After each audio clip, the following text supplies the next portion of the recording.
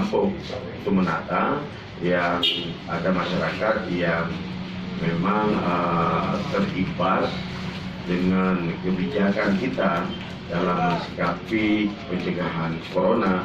Dalam hal itu yang pertama adalah putus kerja, tidak dapat kerja lagi dengan penutupan tempat usahanya, dan hal yang lain yang memang dia berefek dari keputusan kita dalam menangani kasus corona ini. Kita sudah berdata, setelah itu baru kita memberi bantuan sembako ataupun bantuan-bantuan yang lain yang nantinya dapat kita mengambil kebijakan untuk masyarakat tersebut. Insya Allah dalam hal ini, dalam pendataan itu kami pemerintah Kota Losmawe, kita nantinya akan salurkan bantuan tersebut.